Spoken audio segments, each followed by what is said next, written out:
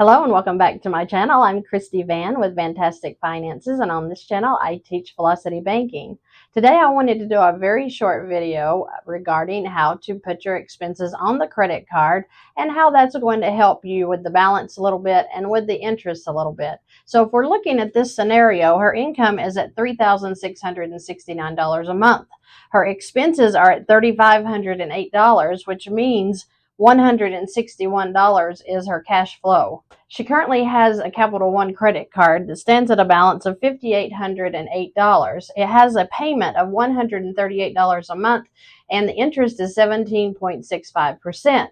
Now, if we figure the interest on the $5,808, that means she's paying about $2.80 a day in interest, which means about $84 a month is going onto this account as an interest charge. How do we fight that just a little bit? Well, we can add up our credit card expenses. What does that mean?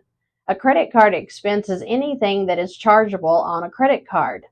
That does not include car payments, mortgage payments, loan payments, student loan payments, other credit card payments. That just means that credit card expenses such as your food, gas, phones, car insurance, utilities, subscriptions, anything else that you can actually charge on a credit card is a total credit card expense.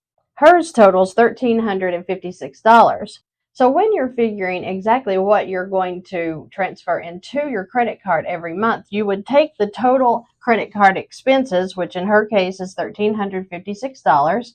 You would add the cash flow, which is $161, and then the monthly payment that's already on the Capital One at $138. That totals $1,655. That is the income transfer that would go into this Capital One card. Well, what happens when we do that? The balance immediately drops to $4,153.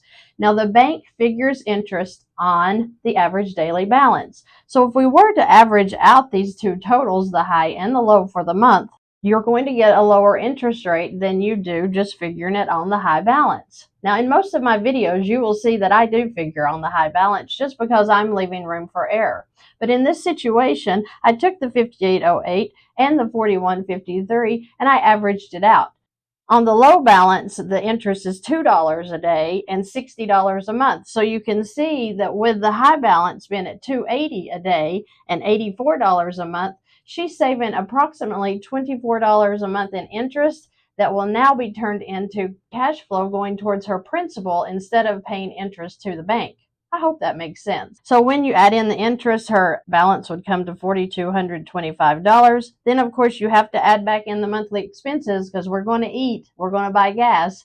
It's just that you went ahead and put it into that credit card to keep this balance down. So after all of your expenses are paid out throughout the month, her balance would be $5,581, which you can see gives her about $227 that went towards the principal getting this debt eliminated. That is how we figure up the credit card expenses. That is how we know how much to put into a credit card that we're currently working to pay down that balance. I hope that this video brought value to you. I hope that it's a clear understanding of what we're talking about when we talk about credit card expenses, doing the income transfer into a credit card, and ways to keep that average daily balance down so that we can keep those interest charges down.